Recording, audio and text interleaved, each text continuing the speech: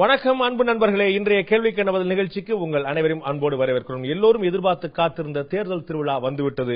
234 தொகுதிகள், 65,616 வாக்குச்சாவடிகள், கிட்டத்தட்ட 5,79,00,000 வாக்காளர்கள் அனைவரும் சேர்ந்து ஒரு புதிய சட்டசபை அமைக்க இருக்கிறார்கள். இந்த சட்டமன்றம் தொடரப்போகிறதா, இந்த அரசு தொடரப்போகிறதா, புதிய அரசு அமைப்போகிறதா என்பதெல்லாம் ஒரு மிகப்பெரிய ஒரு ஆவலுக்குரிய விஷயமாக, மிகப்பெரிய பதட்டத்துக்குரிய விஷயமாக, எதிர்பார்ப்புக்குரிய விஷயமாக இருக்க, இந்த தேர்தலை நடத்த போகிற தமிழகத்துடைய தலைமை தேர்தல் அதிகாரி திரு ராஜேஷ் லக்கானி நம்மோடு இருக்கிறார். இன்றைய சிறப்பு விருந்தினராக அவரிடம் கேட்பதற்கு நிறைய இருக்கின்றன. வாருங்கள் கேட்கலாம். வணக்கம் சார். வணக்கம். இந்த தேர்தல்ல தலைமை தேர்தல் அதிகாரியா நீங்க இருக்கிறீங்க. உங்கள்ட்ட ஒரு மிகப்பெரிய எதிர்பார்ப்பு இருக்கு, எப்படி நடத்த போறாங்க அப்படின்ட்டு. உங்களுடைய ஓட்டு யாருக்குன்னு கேட்கலாமா கூடாதா?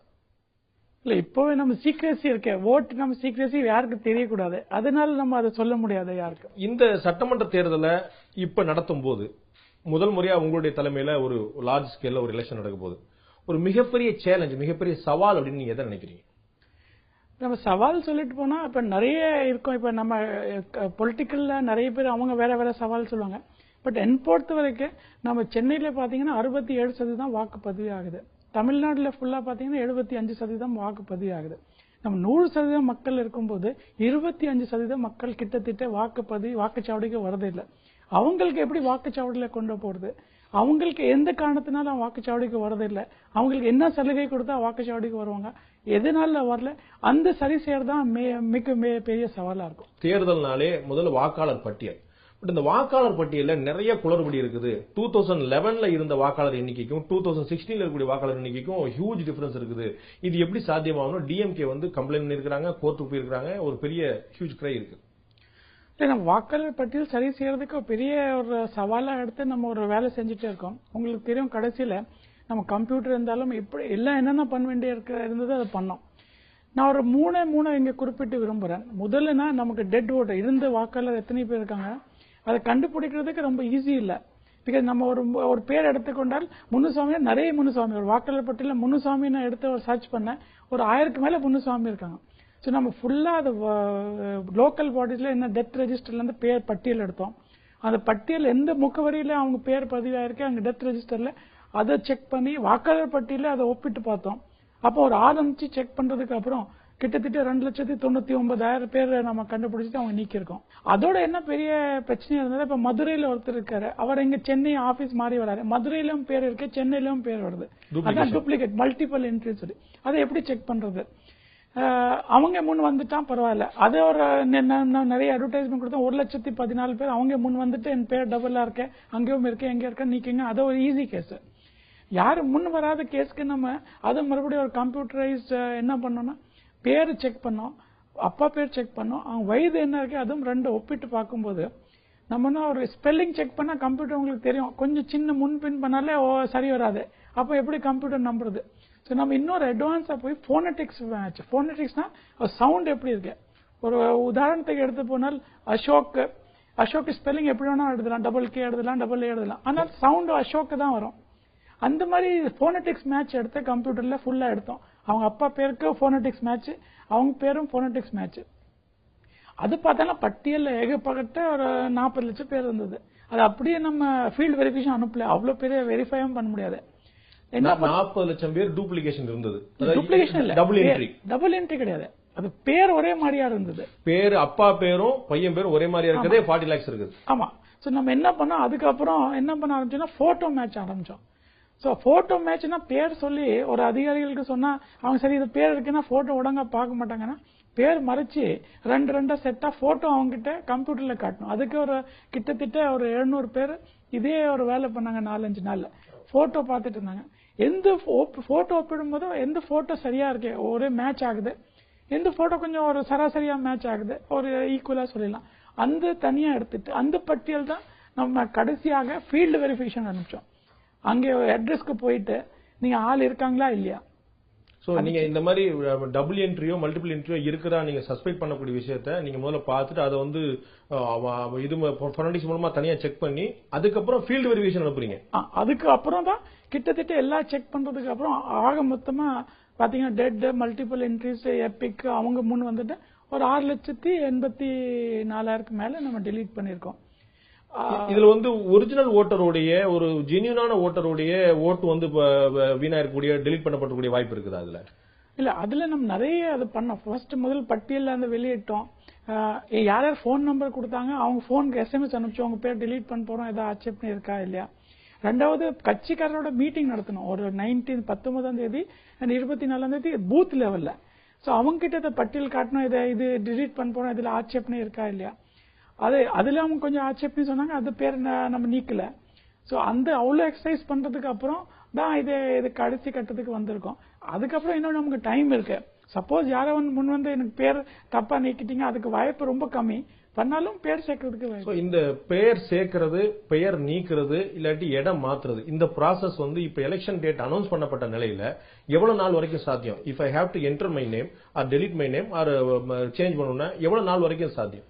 இந்த ரூல்ஸ் படி பாத்தீங்கன்னா லாஸ்ட் டே ஆஃப் வித்ட்ரால் நமக்கு பாத்தீங்கன்னா இது லாஸ்ட் டே ஆஃப் வித்ட்ரால் இருந்து 7 நாளுக்கு லாஸ்ட் டே ஆஃப் வித்ட்ரால் வரை பேர் சேர்க்கலாம். வாபஸ் வாங்கினா 22 முதல் நாள் 29. ஆனால் நமக்கு ஒரு சட்டப்படி ஒரு 7 நாள் நோட்டீஸ் கொடுக்கணும். அது 22 தேதி ஆச்சு. அதுக்கு முன்னாடி தான் மனு கொடுக்கணும். நமக்கு ஒரு வாரம் ஃபீல்ட் வெரிஃபிகேஷன் ஆகும். சோ 29 இருந்து 15 நாளுக்கு முன்னாடி வந்து கொடுத்த மனுக்கு நம்ம பேர் சேர்க்கிறதுக்கு வாய்ப்பு இருக்கு. சோ நீங்க வந்து ஏப்ரல் ஃபர்ஸ்ட் வீக் வரைக்கும் அப்ராக்சிமேட்லி ஏப்ரல் ஃபர்ஸ்ட் வீக் வரைக்கும் 14th ஏப்ரல் வச்சுக்கலாம். 14th ஏப்ரலுக்கு வரைக்கும் நீங்க வந்து பேரை சேர்க்கலாம் பேரை நீக்கலாம். இது யாரை கான்டாக்ட் பண்ணணும்? இப்போ வந்து நீங்க உங்களுடைய வெப்சைட்ல வந்து ஒரு கான்டாக்ட் பண்றதுக்கான ஒரு சோர்ஸ் வச்சிருக்கீங்க. வெப்சைட்ல நான் வந்து கிராமத்துல இருக்கிறேன், எனக்கு வெப்சைட் கிடையாது, ப்ரௌசிங் சென்டர் கிடையாது, கம்ப்யூட்டர் ஃபெசிலிட்டி கிடையாது, நான் படிக்கல.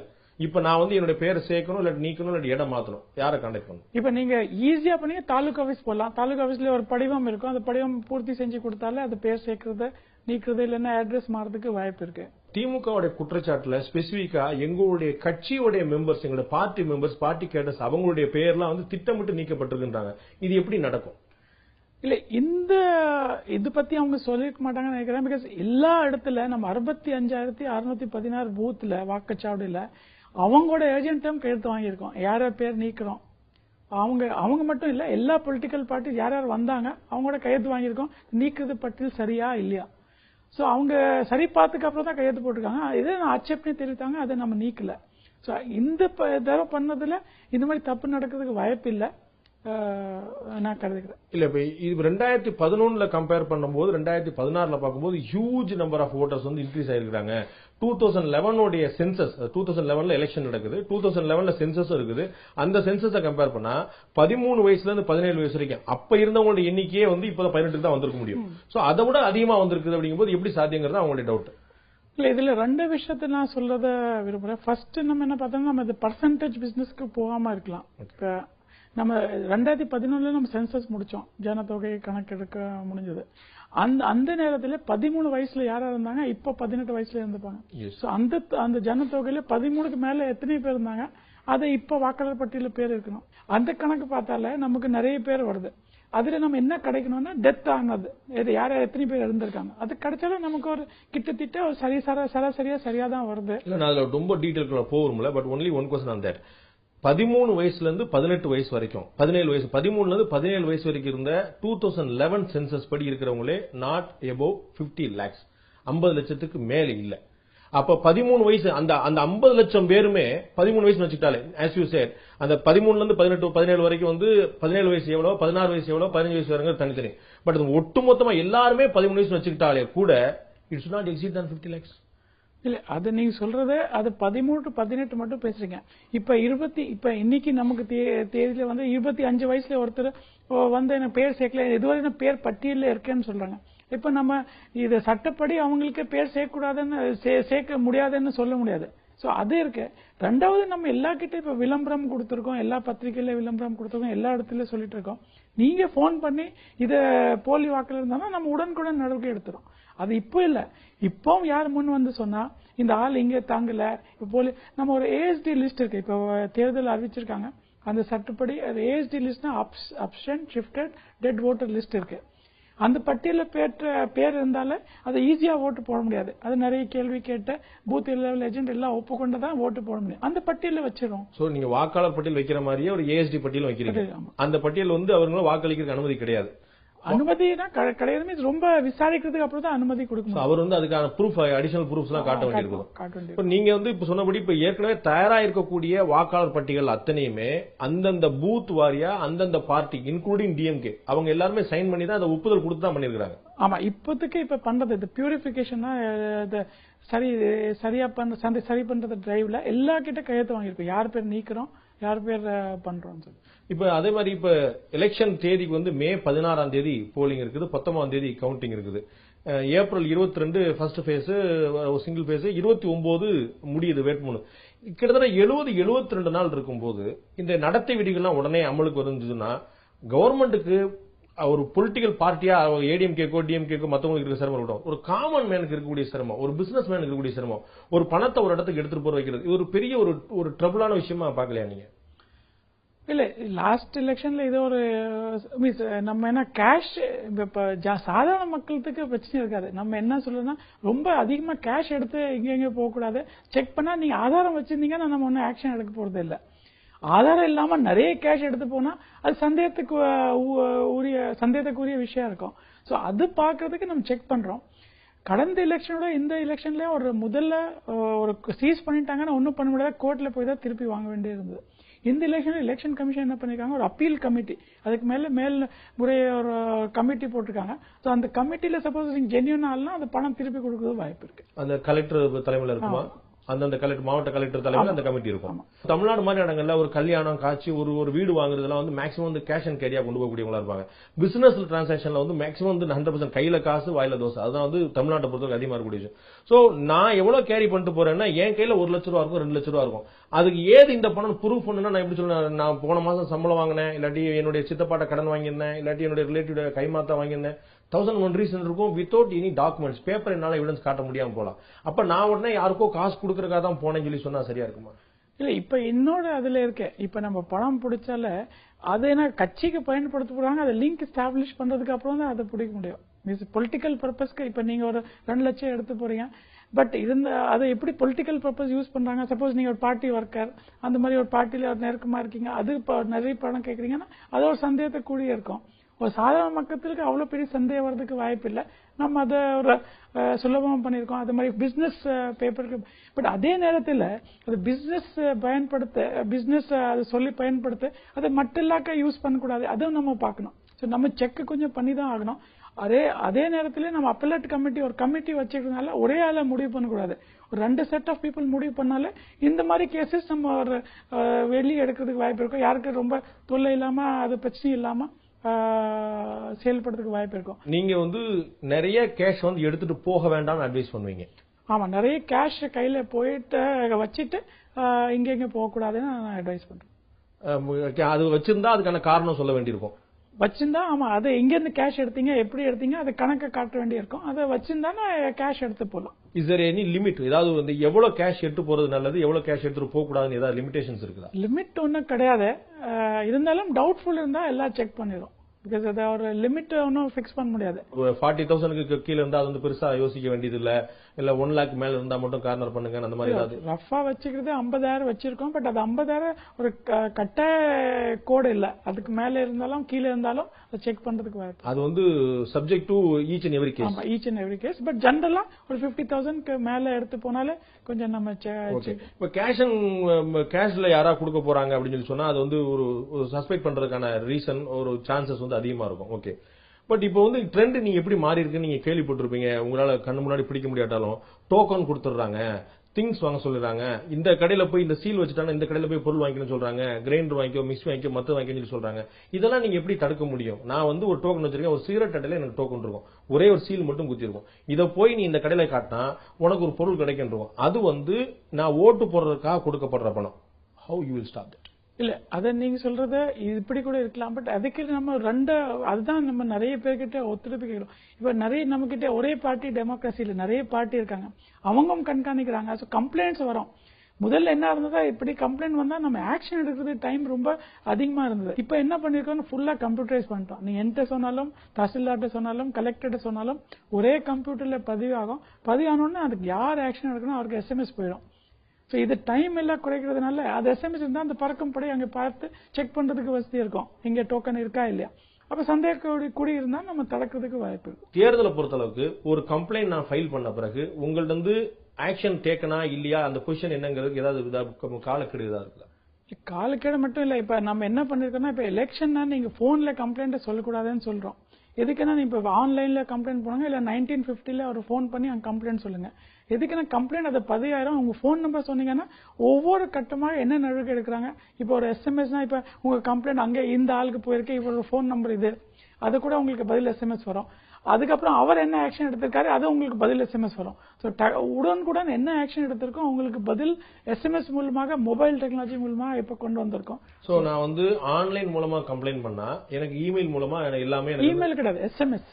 ஓகே, ஆன்லைன்ல கம்ப்ளைண்ட் பண்ணா எல்லாமே எஸ்எம்எஸ் வந்துரும். 1950 போன் நம்பருக்கு போன் பண்ணா எனக்கு மெசேஜ் வந்துகிட்டே இருக்கும். சோ 1950 நான் பண்ற ஒவ்வொரு போனும் ரெக்கார்ட் ஆகும். போன் ரெக்கார்ட் ஆகாது, அவங்க கொடுத்த கம்ப்ளைண்ட் அவங்க கம்ப்யூட்டர்ல பதிவு பண்ணிடுவாங்க. என்னுடைய கான்வர்சேஷன் ரெக்கார்ட் ஆகுமா? கான்வர்சேஷன் ரெக்கார்ட் ஆகாது. இப்ப நான் கொடுக்குற கம்ப்ளைண்ட் ஜெனுனா இல்லையாங்கிற எப்படி தெரிஞ்சுப்பீங்க? இல்ல, அதுதான் ஒரு சேலஞ்சா இருக்கு. இப்ப நிறைய கம்ப்ளைண்ட் நம்ம பாத்தீங்கன்னா ஒரு கிட்டத்தட்ட 30% கம்ப்ளைண்ட் கொஞ்சம் அப்படியே செக் பண்றதுக்கு தான் கம்ப்ளைண்ட் ஆக்சுவலா ஆக்ஷன் எடுக்கிறாங்க இல்லையா. நான் ஒரு பொலிட்டிக்கல் மோட்டிவேஷனோட நான் பண்ணலாம். அப்ப என்னுடைய நம்பர் உங்கள்ட்ட ஆட்டோமேட்டிக்கா கேட்ச் ஆனா தான் அதை நீங்க பிடிக்க முடியும். மாறா நான் என் நம்பர் கேக்குறாங்க, நான் ஒரு பொய் நம்பர் சொன்னேன்னு வச்சுக்கோங்களேன், நம்பர் ஆல்ரெடி போன் பண்ணீங்கன்னா நம்பர் நமக்கு தெரிஞ்சிடும், அது வந்துரும், ரெக்கார்ட் ஆயிரும். 1950 பண்ணக்கூடிய ஒவ்வொரு நம்பர் நமக்கு எல்லா நம்பரும் ரெஜிஸ்டர் ஆயிரும். ஆனால் போன் ரெக்கார்டிங் சொன்னக்கூடிய வாய்ஸ் ரெக்கார்டிங் நம்ம பண்றதே இல்ல. தமிழ்நாட்டை பொறுத்த அளவுக்கு அரசு ஊழியர்களா இருக்கட்டும், ஆசிரியர்களா இருக்கட்டும், இவங்க தான் எலெக்ஷன் ப்ராசஸ்ல வரக்கூடியவங்க. அரசு ஊழியர்களும் ஆசிரியர்களும் டைரக்டா பெரும்பாலும் பயன்பாட்டில் இருக்கக்கூடியவங்க இவங்க தான். இவங்க நேற்று வரைக்கும் ஒரு சங்கத்தில் இருப்பாங்க, நேற்று வரைக்கும் ஒரு கட்சியில் இருந்திருப்பாங்க, நேற்று வரைக்கும் ஒரு ப்ராசஸ்ல இருந்திருப்பாங்க. இவங்களுடைய பொலிட்டிக்கல் அரசியல் ரீதியான இவர்களுடைய தொடர்பு ஒரு நாள்ல மாறிடுமான்னு நான் கேட்கிறேன். இல்ல, தொடர் மாறினாலும் அவங்க சேர்ந்து செயல் சரியா இருந்தாலே நமக்கு பிரச்சனை இல்லையே. இல்ல, அத மாதிரி நீங்க ஏதாவது பண்ணி அரசு அதிகாரிகளை நீங்க பணி நியமனம் பண்ணும்போது போலிங் ஆபீசராவோ பூத் ஆபீசராவோ அங்க இருக்கக்கூடிய ஆர்பிஓவோ ஏதாவது நீங்க போடுறீங்க அப்படின்னா அதுல இந்த பொலிட்டிக்கல் பேக்ரவுண்ட் இருக்க கூடாது, முன்னாடி கம்ப்ளைண்ட் இருக்கணும், ஏதாவது நீங்க ஏதாவது ஸ்க்ரூட்டினி பண்றீங்களா? அதுல இல்ல, அதுக்கு முன்னாடி நீங்க என்ன இருந்தீங்க அது நமக்கு அது இல்ல. சர்வீஸ்ல வந்தது அரசியல் உத்தியோகத்துக்கு வந்ததுக்கு அப்புறம் நீங்க ஒழுங்கா இருந்தாலே நமக்கு போதும். இல்ல, அத உத்தியோகத்துக்கு வந்த அப்புறம் இப்ப நீங்க ரீசெண்டா ஒரு விஷயம் கேள்விப்பட்டிருப்பீங்க. ஒரு போலீஸ்ல அசிஸ்டன்ட் கமிஷனரா இருந்தவர் விஆர்எஸ் வாங்கி கொடுத்துட்டு போய் ஒரு பார்ட்டில ஜாயின் பண்றாரு, அங்க சீட்டு கேட்கிறாரு. சோ நேத்து வரைக்கும் ஒரு அசிஸ்டன்ட் கமிஷனரா இருந்தவர், நீங்க அவர் விஆர்எஸ் வாங்காம இருந்திருந்தாருன்னா நீங்க அவருக்கு எங்கேயோ டியூட்டி போட்டுருக்க போறீங்க. அவர் டியூட்டி பார்த்துட்டு இருந்திருப்பார். இன்னைக்கு ஒரு பொலிட்டிக்கல் பார்ட்டில சேர்ந்து நான் வேட்புமனு வாங்கி நான் கண்டெஸ்ட் பண்ண போறேன்னு சொல்லக்கூடியவர் எவ்வளவு தூரம் அந்த பார்ட்டிக்கு சப்போர்ட்டிவா இருந்திருப்பாரு நம்ம கெஸ் பண்ண முடியும். அவர் யூனிஃபார்ம்ல இருக்கிற வரைக்கும் நீங்க என்ன சொல்வீங்க, அவர் ஒரு police officer, I have to treat him as a police officer only.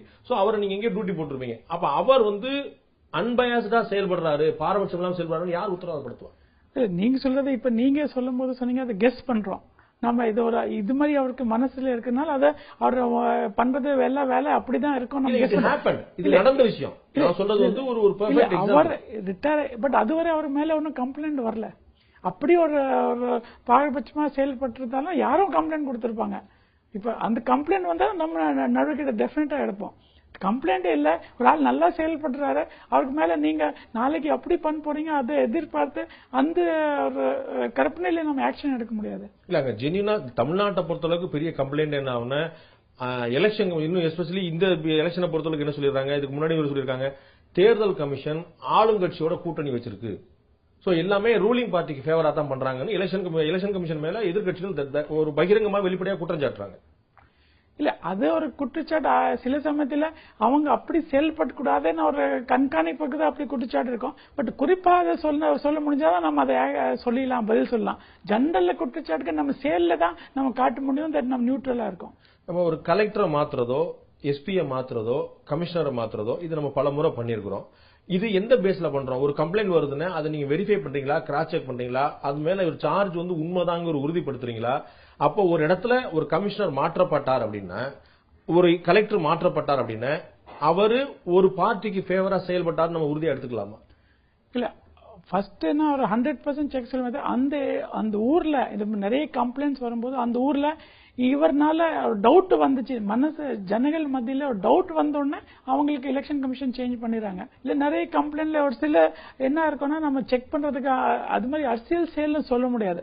இப்ப ஒரு 10 கம்ப்ளைண்ட் வந்துச்சு, சரியா ஆக்ஷன் எடுக்கல. சோ அந்த ஒரு prove that he is not efficient. Not only political bias மட்டும் இல்ல, எஃபிஷியன்சி சரியில்லைனாலும் கூட மாற்றுறதுக்கு வாய்ப்பு இருக்கு. சில இடங்கள்ல முறைகேடு நடந்தது அப்படின்னு சொல்லி நம்ம ரீபோலிங் பண்ண வைக்கிறோம். இந்த முறைகேடு நடந்தது அப்படின்னா ரீபோல் பண்றதுக்கும் பண்ணாம இருக்கிறதுக்கும் இஸ் தேர் எனி ஸ்கேல், ஏதாவது அளவீடு இருக்கா? இல்ல, முறைகேடு நம்ம என்ன எப்படி கண்டுபிடிக்கிறோம்னா சம்திங் கால் 17A பதிவேடு இருக்கு. 17A ஒவ்வொரு வாக்காளர் எங்க பூத் வாக்குச்சாவடி யார் வராங்க அவங்க கையெழுத்து போடுறாங்க. அந்த பதிவேடுல பார்க்கும்போது சப்போஸ் நிறைய டெட் ஓட்டர்ஸ், இப்ப நம்ம டெட் ஓட்டர்ஸ் நம்ம முதல் சொன்ன ஒரு ASD பட்டியல் வைக்கிறோம். அதுல இருக்கிறத இருந்த வாக்காளர் அங்க போய் 17A கையெழுத்து போட மாதிரி பதிவு ஆயிடுச்சுன்னா முறைகேடு நடக்குதான் உறுதியா இருக்கும். அவரு ஏற்கனவே இருந்த வாக்காளர் எப்படி வந்து கையெழுத்து போட முடியும்? இல்ல, அதுக்கு ஏதாவது அளவு இருக்கான்னு கேக்குறேன். நான் ஒரு கேண்டிடேட் 10,000 ஓட்டுல ஜெயிக்கிறார். நீங்க வந்து ஒரு 100-150 ஓட்டு கண்டுபிடிக்கிறீங்க, தப்பா விழுந்திருக்கு இல்லாட்டி கள்ள ஓட்டு விழுந்திருக்குன்னு கண்டுபிடிக்கிறீங்க. ஆனா ஜெயிச்ச கேண்டிடேட் வந்து 10,000 ஓட்டுல ஜெயிக்கிறார். அப்ப 100 ஓட்டு தப்பா விழுந்திருக்கு, போலி ஓட்டு, கள்ள ஓட்டு விழுந்திருக்குன்னா அதை நம்ம வந்து தேர்தல் ரத்து பண்ண 100 ஓட்டு கள்ள ஓட்டு விழுந்திருக்கிறது ப்ரூவ் ஆயிடுச்சு. அதனால தேர்தல் ரத்து பண்ண முடிவு பண்ணீங்களா? இல்ல டிஃபரன்ஸ் வந்து 10,000 ஓட்டு இருக்கு, சோ இந்த 100 ஓட்டுமே ஜெலினா விழுந்தா கூட ஜெயிச்ச கேண்டிடேட் வந்து தோக்க போறது இல்ல, சோ நம்ம ரீ எலெக்ஷன் தேவையில்லை, ரீபோலிங் தேவையில்லை அப்படியே விட்டுருவீங்களா? கவுண்டிங் பின்னாடி தான் நடக்கும். இப்ப நம்ம ரீபோலிங் இப்ப முடிவு பண்றோம்னா வாக்கு பதிவு ஆகும்போது எவ்வளவு வித்தியாசம் யாருக்கு தெரியாது. நம்ம என்ன பாக்குறோம், நிறைய இதுல ஒரு முறைகேடு நடக்கிற மாதிரி ஒரு 100 போலி ரீபோல் பண்ணிட்டு நம்ம ஃபேரா நடத்த போலாம். ரீபோல் பண்றதுக்கு 2 நாள் தான் ஆகும். ரீபோல் பண்ணா இந்த மாதிரி இது ஒரு மிஸ்டேக்ஸ் நல்லா நடக்காம இருக்கிறது வாய்ப்பு இருக்கும். என்னோட ஓட்டை யாரோ ஏற்கனவே போட்டுட்டாங்கன்னா நான் என்ன செய்யணும்? நான் போய் பாக்குறேன், என் பூத்துல வந்து என் ஓட்டு ஆல்ரெடி போல் ஆயிடுச்சு, யாரோ ஒருத்தர் போட்டாங்க. நடிகர் சிவாஜி கணேசனுக்கு அந்த மாதிரி நடந்து நீங்க கேள்விப்பட்டிருப்பீங்கன்னு நினைக்கிறேன். அப்ப நான் என்ன செய்யறது? இல்ல, இன்னொரு ஓட்டு போடுறதுக்கு அவங்க அத ஒரு தடவை போல் ஆயிடுச்சுன்னா அவங்களுக்கு ஒரு means there is another procedure for poll பண்றதுக்கு. பட் அது ஓட்டு அது கணக்குல வராது. சோ அது ஒரு இஷ்யூ இருக்கு. But they can call. நடிகர் சிவாஜி கணேசனுக்கு வந்து அவர் இப்ப இல்ல, அவருக்கு வந்து இந்த மாதிரி நடந்துச்சு. அவர் போய் போட போகும்போது அவருடைய ஓட்டையே வேற யாரும் போட்டு போயிட்டாங்க. ஏன்னா அந்த ஓட்டர்ஸ் லிஸ்ட்ல வந்து கணேசன் அப்படின்னு இருந்துச்சு, வேற ஒருத்தர் கணேசன் போட்டு போயிட்டார். இப்ப நான் போட்டா என்னுடைய ஓட்டு போட்டு போனதுதான். இல்ல, அதான் என்னுடைய ஓட்டு வந்து அக்கவுண்ட்ல வராது, நான் வேணா ஆசைக்காக போட்டுக்கலாம். அந்த டெண்டர்ட் ஓட்டுன்னு சொல்லிருக்க அது போட்டலாம். But that won't be counted. ஆமா, இட் won't be counted. ஆனால் இப்போ அது தடுக்கிறதுக்கு நிறைய வழி பண்ணிருக்கோம். முதல்ல என்னன்னா, இப்ப பூத் ஸ்லிப் நம்ம தான் கொடுக்கணும். முதல்ல கட்சிக்கார பூத் ஸ்லிப் இருக்கும், அதுல போட்டோ இருக்காது. இப்ப பூத் ஸ்லிப்ல உங்க வரிசை நம்பரும் இருக்கும், போட்டோவும் இருக்கும். சோ இப்ப கணேசன் எடுத்து வேற போட்டோல யார நீங்க சொல்ல மாதிரி போட்டோ போட முடியாது. அப்போ இருக்கிற காலத்துல போட்டோ இருக்காது, இது போட்டோ எலக்ட்ரல் ரோல் கிடையாது. சோ இப்ப போட்டோ இருக்கு. அப்ப வாக்காளர் அடையாள அட்டையிலும் போட்டோ இருக்கும், பூத் ஸ்லிப்லயும் போட்டோவோட பூத் ஸ்லிப். இப்ப இருக்கக்கூடிய சிஸ்டம் ஒரு ஃபுல் ப்ரூஃப் சிஸ்டம் நீங்க சொல்றீங்க. ஆமா, ஒரு நிறைய படையோட நிறைய முன்னேற்றம் இருக்கு. நல்லா ஃபுல் ஒரு நிறைய இதுல இது மாதிரி முறைகேடு நடக்கிறதுக்கு வாய்ப்பு ரொம்ப கம்மியா இருக்கு. இந்த மாதிரி பூத்லயோ இல்லாட்டி 1950ங்கிற நம்பர்லயோ இல்லாட்டி ஆன்லைன் மூலமாவோ கம்ப்ளைண்ட் பண்றவங்களுடைய செக்யூரிட்டிக்கு ஏதாவது அரேஞ்ச்மெண்ட்ஸ் இருக்குது? அவங்க வந்து ஒரு கம்ப்ளைண்ட் பண்றாங்க, he may be a single person, ஒரு தனியாளா இருக்கலாம், அவங்க கம்ப்ளைண்ட் பண்றது ஒரு ரூலிங் பார்ட்டியா இருக்கலாம், அப்போசிஷன் பார்ட்டியா இருக்கலாம், மெயினான ஆட்களா இருக்கலாம். அவங்களுடைய சேஃப்டிக்கு ஏதாவது உத்தரவாதம் இருக்குதா? அவங்க பேர் யாருக்கிட்ட சொல்ல போறது இல்ல. அவங்க சப்போஸ் எனானிமஸ் கம்ப்ளைண்ட் சொன்னா கூட பரவாயில்ல, நம்ம எடுத்துறோம். என்ன கம்ப்ளைண்ட் சொல்றீங்க அது மட்டும் இருக்கும். இருக்குது போன் நம்பர் நமக்கு தெரிஞ்சாலும் நம்ம வெளியே சொல்ல மாட்டோம். சோ யார் கம்ப்ளைண்ட் பண்ணாங்கிற தகவல் வெளியே போகாது. சோ அது வந்து ஒருத்தர் கம்ப்ளைண்ட் பண்ண நினைச்சாருன்னா தைரியமா பயம் இல்லாம கம்ப்ளைண்ட் பண்ணலாம். பயம் இல்லாம கம்ப்ளைண்ட் பண்ணலாம். அவங்களுக்கு வெளியில சொல்ல மாட்டோம். என்ன கம்ப்ளைண்ட் கொடுக்குறது அதான் மட்டும் நம்ம ஃபாலோ பண்ணி எல்லா கிட்ட கம்ப்யூட்டர்ல பதிவு பண்ணி அதை ஆக்ஷன் எடுப்போம். 2014 பாராளுமன்ற தேர்தல் நடந்த போது திடீர்னு 2 நாளைக்கு முன்னாடி தமிழ்நாடு முழுக்க 144 போட்டு விட்டாங்க, 140 நாள் தடை உத்தரவு. அந்த தடை உத்தரவு எல்லா கட்சிக்கும் பொருந்தும், எல்லா சிட்டிசனுக்கும் பொருந்தும்னாலும் கூட அது ஒரு பொலிட்டிக்கல் பார்ட்டிக்கு மட்டுமே ஃபேவரா இருந்துச்சுன்னு சொல்றாங்க. இந்த 144 போடலாமா வேண்டாமாங்கிற முடிவை எப்படி எடுக்கிறோம்? அது வந்து ஒரு ஆளுக்கு ஃபேவரா போங்கிற கம்ப்ளைண்ட் நீங்க எப்படி ரிசீவ் பண்ணுவீங்க? இப்ப 144 அது 2014ல இருக்குது. நிறைய பார்ட்டிஸ் இப்ப கம்ப்ளைண்ட் கொடுத்திருக்காங்க. இருக்குது ஒரு எதிர்கட்சி இப்ப 4 நாளுக்கு முன்னாடி கூட 144 போடக்கூடாதுன்னு சொல்லி ஒரு நம்ம கிட்ட சொல்லிருக்காங்க. டெல்லியில தலைமை தேர்தல் அதிகாரிகிட்ட சொல்லியிருக்காங்க. அது அவங்க எலெக்ஷன் கமிஷனுக்கு நம்ம எல்லா சிச்சுவேஷன் அசஸ் பண்ணி அவங்களுக்கு அனுப்பணும். அவங்க எல்லாம் முடிவு பண்றதுக்கு அப்புறம் எப்படி அவங்க முடிவு எடுக்கிறாங்க அதுபடி செயல்படும். இதை பத்தி இன்னும் முடிவு எடுக்கல. இன்னும் முடிவு. ஆனா 144 போடலாமா வேண்டாமாங்கிறது அந்தந்த டிஸ்ட்ரிக்ட் கலெக்டர், அதாவது அந்த மாவட்ட தேர்தல் அதிகாரியா இருக்கிற அவருடைய அதிகாரத்துக்கு கட்டுப்பட்டது. தேவைப்பட்ட அத்தனை டிஸ்ட்ரிக்ட்மே பண்ணலாம். அது பண்ண மாட்டோம்னு சொல்லி உத்தரவு கொடுக்க முடியாது இல்லையா? இல்ல, நம்ம 144 நிறைய ரீசன்னால இருக்கும். அது கலெக்டரோட அதிகாரம். சோ அது நம்ம இப்ப நம்ம என்ன சொல்றது, நம்ம இந்த ஆபீஸ்ல டைரக்ஷன் கொடுக்கணுமா வேண்டாமா அது ஒரு நம்ம முடிவு பண்ண முடியும். அப்ப அந்த சிச்சுவேஷனுக்கு தகுந்த மாதிரி அவங்க போட்டாங்க. நம்ம ஹோல் 234 கான்ஸ்டிடியூஷன், அதாவது அத்தனை டிஸ்ட்ரிக்டும் கொடுக்கணுமா வேண்டாமாங்கறத you will take the call. But நான் வந்து நம்ம election commission will take the call. Okay, அப்ப நான் சேலத்துல கொடுக்கணுமா தேனியில கொடுக்கணுமாங்கறத அந்த டிஸ்ட்ரிக்ட் கலெக்டர் தான் முடிவு பண்ணுவாங்க. கலெக்டர் எஸ்பி அங்க இருக்குது, லா அண்ட் ஆர்டர் சிச்சுவேஷன் படி தான் முடிவு. சோ 2014 மாதிரியே 2016 சட்டமன்ற தேர்தலையும் ஒட்டுமொத்தமா எல்லா தொகுதிக்கும் 144 உத்தரவு போடப்படும் சொல்ல முடியுமா? இல்ல, நிறைய இப்ப கட்சிகள் இப்ப நிறைய பார்ட்டி வந்து இது போடக்கூடாதுன்னு சொல்லியிருக்காங்க. அது போடக்கூடாத நம்ம தகவல் எல்லாம் எலெக்ஷன் கமிஷனுக்கு அனுப்பிச்சிருக்கோம். So you will try to avoid. இல்ல இப்ப நம்ம ஆமா இப்ப இதுதான் இப்ப நம்ம இருக்கிற சிச்சுவேஷன்ல நிறைய பீப்புள் ஆப்ஜெக்ட் பண்ணிருக்காங்க. நம்ம அதை ஆப்ஜெக்ஷன் கணக்குல எடுத்துட்டு அங்க எலெக்ஷன் கமிஷனுக்கு அனுப்பிச்சிருக்கோம். சோ இன்னும் இப்ப டைம் நிறைய இருக்கு. இந்த டைம் இருக்கும்போது will take the correct decision. இப்ப நீங்க வந்து ஃபீல்டுல பண்ணக்கூடிய பிரச்சாரங்களை பூரா ராத்திரி 10 மணிக்கு மேல பண்ணக்கூடாதுன்னு சொல்லிருக்கீங்க. காலையில ஒரு டைம் கொடுத்துருக்கீங்க, அதுக்குள்ள வந்து வருது. சோ எங்க பிரச்சாரம் கொடுக்கலாம், எங்க கேன்வாஸ் டோர் டு கேன்வாஸ் பண்ணலாம், எங்க பப்ளிக் மீட்டிங் போடலாம், எல்லாமே நீங்க வந்து ஒரு லிமிட் செஞ்சிருக்கீங்க. இந்த டிவிகள்ல தொலைக்காட்சிகளை கொடுக்கும்போது பல கட்சிகளுக்கு வந்து அவங்களுடைய தொலைக்காட்சிகள் வந்து ஆதரவான தொலைக்காட்சிகள் இருக்கும்போது அங்க வந்து நியூஸாவோ பெய்ட் நியூஸாவோ அல்லது வேற ஏதாவது ஒரு ஷோவாவோ அது பண்ணா என்ன அதை எப்படி நீங்க ஸ்க்ரூட்டனைஸ் பண்ண முடியும்? இல்ல இதுதான் இது நிறைய பேர் இப்ப எலெக்ஷன் கமிஷன் இங்க வரும்போது இதை எடுத்துட்டு அவங்க கிட்ட சொல்லிருக்காங்க. அவங்க இதை விவாதித்து அதை முடிவு பண்ணுவாங்க. இப்ப கலைஞர் டிவி வந்து டிஎம்கே ஃபேவர், ஜெயா டிவி வந்து ஏடிஎம்கே ஃபேவர், கேப்டன் டிவி வந்து விஜயகாந்த் ஃபேவர், மக்கள் டிவி வந்து பாமக ஃபேவர் நம்ம சொல்லலாம். ஆனா ஆன் ரெக்கார்ட் வித் பேப்பர்ஸ் பாத்தீங்கன்னா அந்த பொலிட்டிக்கல் பார்ட்டிக்கும் அந்த சேனலுக்கு எந்த சம்பந்தமும் இருக்காது. எலெக்ஷன் கமிஷன் பேப்பர்ஸ் வச்சு போகுமா, பெர்செப்ஷன் வச்சு போகுமா? இல்ல இப்ப இந்த பார்ட்டிஸ் இப்ப it is not only paper, perception அந்த கண்டென்ட் இருக்கும். பட் அவங்க முதல்ல கொள்கை முடிவு எடுக்கணும். இது இப்ப டிவில இருக்குது எலெக்ஷன் கமிஷன், டிவில இருக்குது விளம்பரம் எப்படி கணக்கு எடுக்குது, அது கொள்கை முடிவுக்கு அப்புறம் இதை ப்ரொசீஜர் ஆஸ்பெக்ட்ஸ், பேப்பர் பார்க்கணுமா கண்டென்ட் பார்க்கணுமா, அதை ப்ரொசீஜர் ஆஸ்பெக்ட். முதல்ல அவங்க கொள்கை முடிவு இப்ப நிறைய அவங்க இங்க வரும்போது நிறைய பார்ட்டிஸ்ல இதை கம்ப்ளைண்ட் கொடுத்தாங்க. சோ அந்த கம்ப்ளைண்ட் அவங்க நோட் பண்ணி போயிருக்காங்க. அவங்க அதை முடிவு பண்றதுக்கு அப்புறம் எப்படி செயல்பாடு கொண்டு வரது நம்ம இங்க இந்த டிவி சேனல்ஸ்ல வரக்கூடிய ஷோஸ் வந்து என்ன மாதிரி ட்ரீட் பண்றது அப்படிங்கிற பத்தின ஒரு பாலிசி டிசிஷன் இல்ல. பாலிசி டிசிஷன்னா ஒரு எம்சிசிக்கு உள்ள இருக்க. பட் நீங்க கேட்கறதுக்கு வேற கேள்வி. அவங்க என்ன ஒரு மட்டில பிரச்சாரம் பண்றதுக்கு தடை, பட் இவங்க டிவில பிரச்சாரம் பண்ணலாம்னு அது பத்தி தான் நான் சொன்னேன். இப்ப முடிவு பண்ண போறாங்க. இப்ப அவங்க ஒரு பிரச்சாரம் பண்றதுல தடை இல்ல. பொலிட்டிக்கல் கேம்பெயின் கேன் கண்டினியூ இல்லையா? இல்ல அதான் 10 மணி வரைக்கும் தான் பண்ண முடியும் சொல்லிட்டு இன் பர்சன் நம்ம வைக்கிறது ஃபீல்ட் ஆன் ஃபீல்ட் நம்ம வந்து 10 மணி கூட நம்ம ஸ்டாப் பண்ணிடுறோம். பட் டிவி அப்படிங்கும்போது 10 மணிக்கு மேலேயும் பண்ணலாம் இல்லையா? இல்ல அதான் இஷ்யூ சொன்னேன். இந்த டிவில அதான் இப்ப நிறைய பார்ட்டி ரேஸ் பண்ணிருக்காங்க. டிவில கேம்பெயின் எதுவரை பண்ணலாம், மட்டெல்லால கேம்பெயின் பண்றதுக்கு நம்ம தடை இருக்கு. மட்டெல்லா கேம்பெயின் பண்ணும்போது பொதுவா ஜெனரலா நிறைய பேர் பாதிக்கப்படுவாங்க. ஒரு மைக் லவுட் ஸ்பீக்கர் போட்டா. இப்ப டிவினா வீட்டுக்கு உள்ளதான் இருக்கும். சோ அந்த எல்லாம் இஷ்யூஸ், பிரைவசி எல்லாம் இஷ்யூ கன்சிடர் பண்ணி அவங்க என்ன முடிவு பண்ணாங்க, டெஃபினட்டா நம்ம அதை செயல்படுத்திட்டு. பெய்டு நியூஸ்னு சொல்றாங்க, பணம் கொடுத்து செய்தி வர வைக்கிறது, தனக்கு ஃபேவரா நான் பிரச்சாரம் பண்றேன், நான் ஜெயிக்க வாய்ப்பு இருக்கு, எனக்கு நல்ல கேம்பெயின் ஓடிட்டு இருக்கு மாதிரி பெய்டு நியூஸ் சொல்றாங்க. இது ஒரு நியூஸ் பெய்டு நியூஸா இல்லையாங்கிறது எப்படி கண்டுபிடிக்க முடியும்? நீங்க பொலிட்டிக்கல் நியூஸும் பெய்ட் நியூஸ் நம்ம வித்தியாசம் படுத்தணும். பெய்ட் நியூஸ் என்ன வருதுன்னா கேண்டிடேட் செலவு கணக்கு காட்டணும். அவரை காசு கொடுத்து ஒரு நியூஸ் வர வச்சிருக்காரு தான் பெய்ட் நியூஸ். ஒரு பொலிட்டிக்கல் கேம்பெயின் பண்றது பெய்ட் நியூஸ் கிடையாது. நீங்க அடுத்த கேள்வினா இப்ப இந்த டிவி எனக்கு அஃபிலியேஷன் இருக்கு, அதுல பிரச்சாரம் பண்றேன்னா அது பெய்ட் நியூஸ் சொல்ல முடியாது. நீங்க நார்மலா இப்ப கேண்டிடேட் நாமினேஷனுக்கு அப்புறம் வேட்புமனு தாக்கல் பண்றதுக்கு அப்புறம் தான் இந்த கொஸ்டின் பெய்ட் நியூஸ் எல்லாம் வரும். எதுக்குன்னா இப்ப நாளையில இருந்து கிடையாதா? நாளில இருந்து அவங்க இப்ப கட்சி பிரச்சாரம் பண்றதுக்கு தடை இல்லையே. இது பெய்ட் நியூஸ் கொஸ்டின், அது எக்ஸ்பெண்டிச்சர் கணக்குல அவங்க எல்லா செலவு காட்டணும். சோ நியூ பெய்ட் நியூஸ் போட்டு அவங்க செலவு பண்ணிருக்காரு, அது எக்ஸ்பெண்டிச்சர்ல காட்டாம இருக்கிறதுனால தான் இந்த ஹோல் கொஸ்டின் வருது. அதான் சொல்றேன், இப்ப வந்து இன்னையில இருந்தே உங்களுக்கு எலெக்ஷன் அனௌன்ஸ் பண்ண டேட்ல இருந்தே உங்களுக்கு வந்து நடத்தை விதிகள் அமலுக்கு வந்துருச்சு.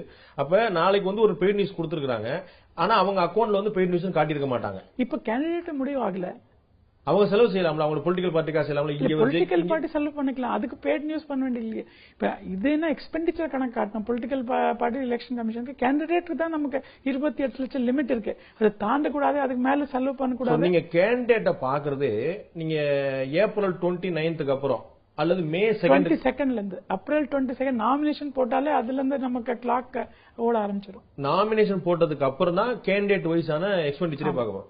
ஆனா இப்ப வந்து எல்லா பார்ட்டிஸுமே ரொம்ப வைப்ரண்டா செயல்பட்டு இருக்காங்க. எல்லாருமே ஆல்மோஸ்ட் மனசுக்குள்ள அவங்க கேண்டிடேட் எல்லாம் முடிவு பண்ணிட்டாங்க.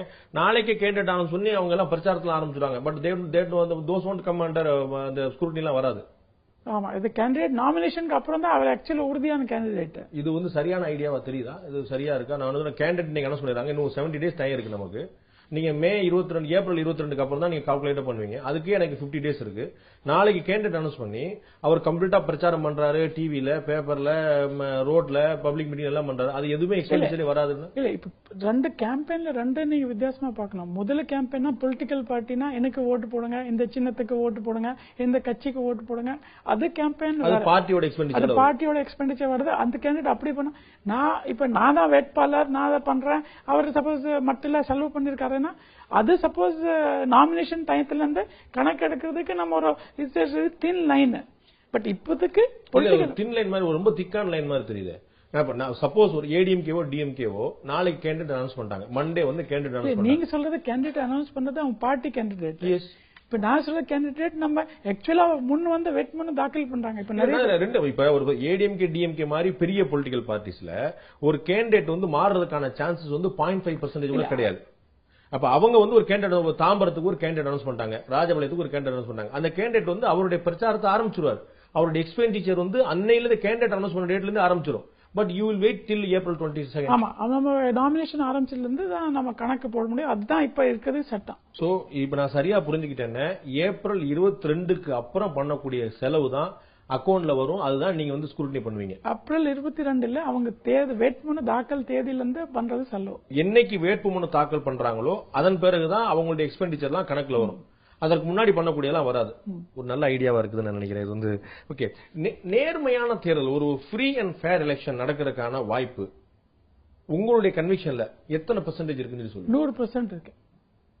அப்போசிஷன் பார்ட்டிஸ் உடைய டவுட், இருக்கக்கூடிய லேகிங், இப்ப நீங்க சொல்ற மாதிரி இந்த எக்ஸ்பெண்டிச்சருக்கான ஒரு சட்டம் வந்து வேற சொல்லிட்டு இருக்கு, பெய்ட் நியூஸ் என்ன, டிவில என்ன வருது, இத மாதிரி நிறைய ஒரு லூப் ஹோல்ஸ் இருக்கும்போது கூட நீங்க வந்து யூ வில் சே நம்ம ஜனநாயக மேல எனக்கு ஃபுல் நம்பிக்கை இருக்கு. நம்ம இதுவரை இந்தியாவோட democracy stronger then any democracy in the world. It is because நம்ம எல்லா மேல ஃபேத் இருக்கு, நம்பிக்கை இருக்கு. அண்ட் நம்ம எலெக்ஷன் நடந்துட்டே இருக்கு 50 ஆண்டுமாக. எந்த கண்ட்ரிலும் இந்த மாதிரி ஃபேரும் எலெக்ஷன் நடக்கிறது இல்ல.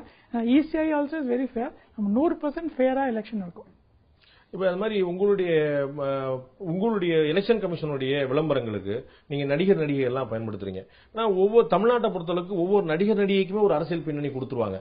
ஒரு பேச்சுக்கு சொல்றேன், ரஜினி வச்சுக்கோங்க, கமல் வச்சுக்கோங்க சொல்றேன், அவங்களுக்கு வந்து இவங்களை ரொம்ப பிடிக்கும், இவங்களுக்கு வந்து இவங்களை ரொம்ப பிடிக்காது, இவர் வந்து இவங்களுடைய ஆதரவாளர்னு ஒவ்வொரு கட்சிக்கும் ஒரு பேர் இருக்கு. ரஜினி வந்து அவர் வந்து இந்த ஆண்டவனாலையும் காப்பாற்ற முடியாதுன்னு அவர் சொன்ன வசனம் வந்து ரொம்ப ஃபேமஸ். சினிமா டைலாக் கூட அந்த டைலாக் ரொம்ப ஃபேமஸ். அப்ப நம்ம அந்த மாதிரி நடிகர் நடிகைகள் நம்ம பயன்படுத்தும் போது இந்த கம்ப்ளைண்ட் வராதா? நம்ம முதல்ல பொலிட்டிக்கல் நியூட்ரலிட்டி செக் பண்ணி தான் நடிகர் மட்டும் இல்ல செலிபிரிட்டி சொல்லக்கூடிய அவங்க ஸ்டார்ஸ் எல்லாம் யூஸ் பண்றோம். அண்ட் ரெண்டாவது நம்ம கேம்பெயின் இஸ் வெரி சிம்பிள். நம்ம என்ன 3 பாயிண்ட் தான் சொல்றோம். ஓட்டு பதிவு பண்ணுங்க, உங்க வாக்குல ஓட்டு போட வீட்டுல இருக்காதீங்க, ஓட்டு போடுறதுக்கு முன் வாங்க. இது ஒரு 2-3 ஐட்டம் தான் சொல்றோம். அது சிம்பிள் இருக்கு. இன்ட்ரெஸ்டிங்காவே சொல்றதுக்கு நம்ம அவங்க யூஸ் பண்றோம், ஸ்டார் யூஸ் பண்றோம். இந்த வாக்குச்சாவடியில பொறுத்தளவு கிட்டத்தட்ட ஒரு 65,000 வாக்குச்சாவடி நம்ம பார்த்திருக்கோம் ஆவரேஜ். இந்த பதட்டமான வாக்குச்சாவடி எது, பதட்டம் இல்லாத வாக்குச்சாவடி எதுன்னு எப்படி நீங்க டிஃபரன்ஷியேட் பண்றீங்க? டீடைல் நார்ம்ஸ் கொடுத்திருக்காங்க. என்னென்ன பண்ணணும், என்னென்ன செக் பண்ணணும், பழைய ஓட்டிங் எப்படி இருந்தது, பழைய ஏதோ இன்சிடென்ட் இருந்ததா இல்லையா, அது ஒரு பெரிய ஒரு பட்டியல் இருக்கு. அதை செக் பண்ணி அப்போ கடைசியில எப்படி பழசு என்ன இருந்தாலும் ஹிஸ்டரி என்ன இருந்தாலும் அங்க இருக்கிறது லோக்கல் ஃபீல்ட் ஆபீசரும் அசஸ்மெண்ட் கரண்ட் சிச்சுவேஷன் என்ன இருக்கு அது அசஸ்மெண்ட் கணக்குல எடுத்துட்டு முடிவு பண்ண வேண்டிய. அதே மாதிரி நீங்க வந்து அனைத்து கட்சி கூட்டத்தை போட்டு நீங்க வந்து ஒரு ஆலோசனை பண்ணீங்க. நசீர் ஜெய்தி எல்லாம் வந்திருந்தாங்க. அவங்க வரும்போது பாத்தீங்கன்னா பகுஜன் சமாஜ் கட்சியில இருந்து ஆள் வந்திருந்தாங்க, பாமக இருந்து, மதிமுக இருந்து இவங்க எல்லாம் ஆள் இல்லாம இருந்தாங்க. இது ஒரு வித்தியாசமான நிலைமை. தமிழ்நாட்டை பொறுத்தளவுக்கு பகுஜன் சமாஜ் கட்சியோட தமாகவோ மதிமுகவோ பாமக எல்லாம் கொஞ்சம் ஒரு பாப்புலரான கட்சிகள். பட் அவங்களுக்கு அழைப்பு இருக்கு, இவங்களுக்கு ரெப்ரசன்டேஷனே இல்ல அப்படின்னு சொன்னா சரியா இருக்குமா? அது இல்ல, அது இதுவரை நம்ம பண்றது இப்ப ரெகக்னைஸ் பார்ட்டிஸ் மட்டும் அழைப்பு கொடுத்து அந்த மீட்டிங் நடத்திட்டு இருந்தோம். அது பாப்போம் இப்ப எப்படி அவங்க டிமாண்ட் இருக்கு, அதை எப்படி முடிவு பண்றது. இப்ப நமக்கு 400க்கு மேல ரெஜிஸ்டர்ட் பார்ட்டி இருக்கு. இப்ப நீங்க உங்க எக்ஸ்பீரியன்ஸ் சொல்றீங்க இந்த பார்ட்டி. இப்ப நான் 400 பார்ட்டிக்கு அப்போ அழைப்பு விட்டு ஆல் பார்ட்டி மீட்டிங் நடத்தணுமா, ஆர் இல்லைன்னா ரெகக்னைஸ் பார்ட்டிக்கு செட்டப் ப்ரொசீஜர் இருக்கு, அதை வச்சு நடத்தணுமா? சோ இது ஒரு இஷ்யூனால தான் அது ஒரு ஸ்டாண்டர்டா இங்க தமிழ்நாட்டுல இப்ப recognise party state and national recognise party கூப்பிட்டு தான் இது ஆல் பார்ட்டி மீட்டிங் நடத்திட்டு இருக்கோம். இந்த 28 லட்சம் ரூபாய்க்கு மேல வந்து செலவு பண்ணலாம் இப்ப நம்ம புதுசா கொண்டு வந்திருக்கிறோம். நம்ம முன்னாடி வந்து 16 லட்சமா இருந்தபோது கண்கூடா பார்க்கக்கூடிய விஷயம் 16 லட்சத்துக்குள்ள அவங்க செலவழிக்கலன்னு. அதுபோக அவங்க கணக்கு காட்டுறது பாத்தீங்கன்னா 4 லட்சம் 5 லட்சம் 6 லட்சம் தான் கணக்கு காட்டியிருப்பாங்க. ரொம்ப பூரா கணக்கு தான் காட்டியிருப்பாங்க. ஆல்மோஸ்ட் 50% கம்மியா தான் காட்டியிருக்காங்க. 2011 பாத்தீங்கன்னா கிட்டத்தட்ட ஒரு 80% ஆட்கள் வந்து 50% கம்மியா தான் எக்ஸ்பெண்டிச்சர் காட்டியிருக்காங்க. நல்லா கண்ணுக்கு முன்னாடி தெரியுது இதோட அதிகமா எக்ஸ்பெண்டிச்சர் பண்ணிருப்பாங்கன்னு. ஆனா அவங்க கணக்கு காட்டுற ஏத்து நம்ம போறோம். இது வந்து ஒரு சைலண்ட் ஸ்பெக்டேட்டரா ஒரு ஒண்ணுமே செய்ய முடியாம ஒரு வேடிக்கை பார்க்கற நிலைமை மாதிரி இல்லையா? இல்ல அதுதான் இப்ப நிறைய இப்ப அது ஒரு மாற்றம் கொண்டு வந்திருக்காங்க. இப்ப ஒரு ஆன்லைன் அப்ளிகேஷன் மீட்டிங் பர்மிஷன் கேக்குறீங்க, 130 போர்டு வச்சுக்கிறீங்க, அதுக்கப்புறம் 10 வண்டி யூஸ் பண்றீங்க, அதுக்கு என்ன செலவாகுது நம்ம கணக்குல கொண்டு வரோம். இப்ப அதுதான் எலெக்ஷன் கமிஷன் சொல்லிருக்காங்க, ஒவ்வொரு meeting place should be video recorded. அது எதுக்குன்னா அது என்ன நடக்குது, அதை எல்லா எம்சிசி ஃபாலோ பண்றாங்களா, எவ்வளவு செலவா இருக்கு, அதாவது ஷேடோ ரெஜிஸ்டர் நம்ம வச்சுட்டு அது நம்ம அரசியல் கட்சியோட செலவோட எலெக்ஷன் கமிஷனோட செலவு தான் அதிகமா போகுதுன்னு நினைக்கிறேன். இப்ப இல்ல அது எங்க போனாலும் வீடியோகிராஃப் அப்படின்னு ஐ திங்க் உங்களுடைய காஸ்ட் தான் அதிகமாயிட்டே இருக்கும்னு நினைக்கிறேன் நான். இத நல்லா ஃபன்னியா நீங்க பதில் சொல்றீங்க. பட் கண்காணிப்பு பண்றதுக்கு செலவு பண்ணி தான் ஆகணும். இல்லன்னா ஒன்னும் நீங்க சொல்ற மாதிரி அவங்க சரியா கணக்கு காட்டலன்னா நம்ம எப்படி உறுதிப்படுத்துது? அதனால டெஃபினட்டா அந்த கண்காணிப்பு இப்ப தீவிர பண்ணிட்டு இருக்கோம். புது தொழில்நுட்ப வச்சுட்டு கண்காணிப்பு பண்ணிட்டு இருக்கோம். சோ அதெல்லாம் இப்ப நம்ம கணக்குல கொண்டு பாக்குறோம். இது போக போக எப்படி அது கண்காணிப்பு அதிகமா ஆகுது, அவங்க டெவிஷன் அதை ஒரு மாற்று வாட் இஸ் தட், அது லூப் ஹோல் பயன்படுத்த முடியாததுக்கு நம்ம தடை பண்றதுக்கு வழி பண்ணிட்டு இருக்கோம். அதர் ஸ்டேட் நீங்க சிஓ இருக்கனால நீங்க மற்ற ஸ்டேட்லயும் பேசிட்டு இருப்பீங்க, எலெக்ஷன் கமிஷன்லயும் பேசிட்டு இருப்பீங்க. தமிழ்நாடு வந்து கம்பேரிட்டிவா அதர் ஸ்டேட்டோட ஒரு கம்ஃபர்டபுள் ஜோனா நீங்க ஃபீல் பண்றீங்களா? ஒரு சேஃப்டி, ஒரு பிரச்சனை இல்லாம, ஒரு தகராறு இல்லாம, ஒரு பயம் இல்லாம, எலெக்ஷன் எப்படி நடக்குமோ இல்லையோ தெரியாம ஒரு சிஓவா நம்ம இதை ஹேண்டில் பண்ணிட முடியுங்கிற மாதிரி இருக்கா? இல்லாட்டி இது வந்து ரொம்ப டென்ஸ் ஸ்டேட்டா தான் நீங்க பாக்கலாம் கம்பேரிட்டிவா? இல்ல இப்ப எலெக்ஷன் பண்றது இப்ப எலெக்ஷன் ப்ராசஸ் பெரிய காம்ப்ளிகேட் ப்ராசஸ், பெரிய டீடைல் ப்ராசஸ் இருக்கு. அது சரியா போனோம். சோ நம்ம இப்போவே விஜிலண்டா இருக்க வேண்டிய இருக்கு. So we can't say that அப்படி ரிலாக்ஸா எலெக்ஷன் நடத்தலாம்னு ஒன்னும் எந்த ஸ்டேட்லயும் இருக்கிற வாய்ப்பு கிடையாது. பொதுவா நம்ம வந்து இந்த மாதிரி கேஸ் ரெஜிஸ்டர் பண்ணும்போது கம்ப்ளைண்ட் எல்லாம் வந்து போலீஸ் கம்ப்ளைண்ட் வரைக்கும் போகும்போது மேக்ஸிமம் பாத்தீங்கன்னா அப்போசிஷன் பார்ட்டிஸ் மேல தான் கம்ப்ளைண்ட் அதிகமாகுது. ரூலிங் பார்ட்டி மேல கம்ப்ளைண்ட் வந்து ரேஷியோவே ரொம்ப கம்மியா இருக்குன்னு இது வரைக்கும் நம்ம ட்ராக் ரெக்கார்ட் பாக்குறோம். Is there be any reason for that? இல்ல அது ஒரு I don't have the figures to say either சொல்றது whether it is right or wrong. But what I can assure, நான் இப்ப என்ன அஷ்யூர் பண்ண விரும்புறேன்னா கம்ப்ளைண்ட் ஜென்யூனா இருந்தா டெஃபினட்டா நம்ம ஆக்ஷன் எடுப்போம். கிட்டத்தட்ட நம்ம வந்து ஒரு 7-8 சிஓ வந்து தமிழ்நாட்டுல வந்து நான் தமிழியன்ஸா இருக்கிறாங்க. அதுக்கு ஏதாவது காரணம் இருக்குமா? பிச்சாண்டி ஒருத்தர் தான் வந்து ஒரு 5-6 எலெக்ஷன் சிஓக்கு முன்னாடி இருந்தான்னு நினைக்கிறேன். அதுக்கு ஃபுல்லாவே நார்த் இந்தியன்ஸா தான் இருக்கிறாங்க. அதுக்கு ஏதாவது காரணம் இருக்குதா? தமிழ்நாட்டு ஆபீசர்ஸ் வந்து ஃப்ரீ அண்ட் ஃபேரா நடத்த மாட்டாங்க, ஏதாவது ரீசன்ஸ் இருக்குதா? அப்படி ஒன்றும் கிடையாது. நானும் தமிழ்நாடு ஆபீசர் தான். நான் பிறந்த எவ்வளவு நான் எந்த ஊர்ல போறேன் அதோட அதிகமா இயர்ஸ் தமிழ்நாட்டுல இருந்திருக்கேன். நான் 23 ஐஎஸ் வரும்போது இப்ப 46 தாண்டி இருக்கேன். 23 வருஷம் நான் சத்தீஸ்கர் மாநிலத்தில் இருந்தேன். 23 வருஷத்துக்கு மேல இங்க தமிழ்நாட்டுல இருக்கேன். நீங்க எப்படி நீங்க தமிழ்நாட்டுக்காரர் இல்லன்னு சொல்ல முடியும்? இல்ல நீங்க தமிழ்நாட்டு ஆபீசர் தாங்கிற மறுக்க முடியாது. வந்து கவர்மெண்ட் எப்படி சொல்லி தமிழ்நாடு கேட்டர் தான் வந்திருக்கேன். பட் நம்ம தமிழ்நாடு கேட்டர் மட்டும் இல்ல, நான் வாழ்க்கையில பாதிக்கு மேல இயர்ஸ் நான் தமிழ்நாட்டுல எடுத்துக்கேன். மறுக்க முடியாது. ராஜே நரேஷ் குப்தா வந்து இங்க செட்டில் ஈவன் ஆஃப்டர் ரிட்டையர்மெண்ட் கூட அவர் இங்க தான் செட்டில் ஆயிருக்காரு. தமிழ்நாட்டுக்காரர் தான் இருக்கிறார். வந்து அவரோட யூபிக்கு அவர் போல, நம்ம அதை மறுக்க முடியல. பட் வந்து ஒரு கண்டினியூஸா சிஇஓ போஸ்ட்ல வரக்கூடியவங்க நான் தமிழியன்ஸா இருக்காங்களே. பிச்சாண்டி தான் எனக்கு தெரிஞ்சு கடைசியா தமிழ் ஆபீசரா நான் பாக்குறேன். Good that B any reason? ஏன்னா நான் பார்த்த வரையில ஒரு எலெக்ஷன் சிஓ வந்து போடும்போது ப்ரீவியஸ் சிஓ உடைய ஒப்பீனியனையும் வந்து ஒரு முக்கியமான விஷயமா பாக்குறாங்க. யாரை சஜஸ்ட் பண்ணலாம்னு சொல்லிட்டு அப்கோர்ஸ் சிஎஸ் வந்து லிஸ்ட் எல்லாம் கேட்கறாங்க. பட் இது எப்படி அமையுது அப்படின்னு நான் யோசிக்கிறேன். இல்ல அது எனக்கும் ஒரு பார்க்க வேண்டியிருக்கேன். இப்ப நீங்க ஒரு கேள்வி கேட்டிருக்கீங்க. பட் இது ஒரு இதுக்கு எனக்கு பதில் ஒண்ணு இல்ல. 2011 இருந்து அடுத்தடுத்து 3 ஆபீசர்ஸ் வந்து மாறி போயிட்டாங்க ரொம்ப ஷார்ட் டைம்ல. குறிப்பா அவங்க நார்த்துக்கே போயிட்டாங்க. ஒருத்தர் எலெக்ஷன் ஆபீசருக்கு போயிட்டாரு, இன்னொருத்தர் வந்து இன்னொரு இடத்துக்கு போயிட்டாரு. அந்த மாதிரி ஏன் ஏதாவது ஒரு ஃபுல் டீம் டேர்ம் இருக்காம அவங்க போய் வாலண்டியரா கேட்டு போறாங்க, ஏதாவது காரணம் இருக்குமா? ஏதாவது ஸ்பெசிபிக் ரீசன்ஸ் இருக்கும்? அப்படி ஒன்றும் கிடையாது. இப்ப நம்ம கவர்மெண்ட்ல ஒரு டேர்ம் பிரவீன் குமாரோ சக்சேனாவோ அவங்க எல்லாம் வந்து முன்னே கிளம்பிட்டாங்களே, முழுசா முடியலையே, அவங்களுக்கு வந்து நிறைய சர்வீஸ் டைம் இருக்குது, அவங்க இருந்திருக்க முடியுமே? இல்ல இப்ப ஒரே பதவியில நம்ம ஃபுல்லா வாழ்க்கை ஃபுல்லா இருக்க வேண்டிய அவசியம் இல்ல. எப்படியோ டிரான்ஸ்ஃபர் இஸ் பார்ட் ஆஃப் நமக்கு சர்வீஸ் லைஃப் தானே. இப்ப வந்து தமிழ்நாட்டை பொறுத்தளவுக்கு ஒரு பெக்குலியர் கேஸா நிறைய திட்டங்கள் வந்து அம்மா அப்படிங்கிற பெயர்ல வச்சிருக்காங்க. ஸ்கீம் உடைய பெயரே அம்மா அப்படின்னு வச்சிருக்காங்க. தமிழ்நாட்டை பொறுத்தளவுக்கு கலைஞர்னு சொல்லி சொன்னா அது டிஎம்கே உடைய பிரசிடென்ட்டை தான் குறிப்பிடும், அம்மான்னு சொல்லி சொன்னா தமிழ்நாடு சிஎம் தான் குறிப்பிடும் தமிழ்நாட்டை பொறுத்தளவுக்கு இங்க. சோ அவங்களுடைய அந்த நேம்ல இருக்கக்கூடிய விஷயங்களை நீங்க என்ன பண்ணுவீங்க? அவங்களுடைய போட்டோ போட்டிருக்கக்கூடிய விஷயங்கள், அம்மா குடிநீர்னு ஒண்ணு இருக்குது, each and every bottle will carry her photo. அப்ப வந்து ஒவ்வொரு பாட்டில் தண்ணி பாட்டிலுமே அவங்களுடைய படம் இருக்கும்போது இதை நீங்க எப்படி தடுக்க முடியும்? இல்ல இதுக்கு பத்தி ஏற்கனவே ஹைகோர்ட்ல போய் எல்லாம் ஏற்கனவே எலெக்ஷன் கமிஷன் பெரிய தெளிவா இன்ஸ்ட்ரக்ஷன் இருக்கு. அண்ட் அது இன்ஸ்ட்ரக்ஷன் என்ன இருக்கு அதுபடி நம்ம செயல்படுத்த போறோம். அந்த இன்ஸ்ட்ரக்ஷன் என்ன ரிமூவ் பண்ணும் அப்படிங்கிறது இப்ப வந்து இன்னைக்கு போட்டோ இருக்கக்கூடாதுன்னு சொல்லியிருக்காங்க. அம்மா இது காமன் வார்த்தை ஒரு ஏற்கனவே இன்ஸ்ட்ரக்ஷன் இருக்கு. இனிமேலே அது மாதிரி இஷ்யூ வந்தா நம்ம எலெக்ஷன் கமிஷனுக்கு அனுப்பிச்சு அவங்க என்ன முடிவு பண்றாங்க அதுபடி நம்ம செயல்படுத்தோம். இப்ப நம்ம இந்த எலெக்ஷன் நோட்டிபிகேஷன் வந்த உடனேயே நம்ம வந்து கவர்மெண்ட் ஆபீஸ்ல இருக்கக்கூடிய சிஎம் உடைய போட்டோவெல்லாம் நம்ம வந்து ரிமூவ் பண்றதை பாக்குறோம், மறைக்கிறத பாக்குறோம். அது நம்ம புரிஞ்சுக்க முடியுது. அம்மாங்கிற டேர்ம் வந்து காமன் டேர்ம் அப்படிங்கிற டிசிஷனுக்கு கவர்மெண்ட் வந்துருச்சு, கோர்ட் வந்துருச்சு, நம்ம அதையும் நம்ம பண்ண முடியாது. பட் அந்த போட்டோ இருக்குமே, நம்ம வந்து எஸ்பெஷலி உங்களுக்கு நான் சொன்ன உதாரணம் வந்து அம்மா உணவுங்கிற இடத்துல வந்து எல்லாமே அவங்களுடைய போட்டோ இருக்குது. அதை விட்டுருங்க, அம்மா தன் குடிநீர் அப்படிங்கிற பாட்டில தண்ணி பாட்டில 10 ரூபா கொடுத்தா ஒவ்வொரு பாட்டிலையும் அந்த போட்டோ இருக்கும்.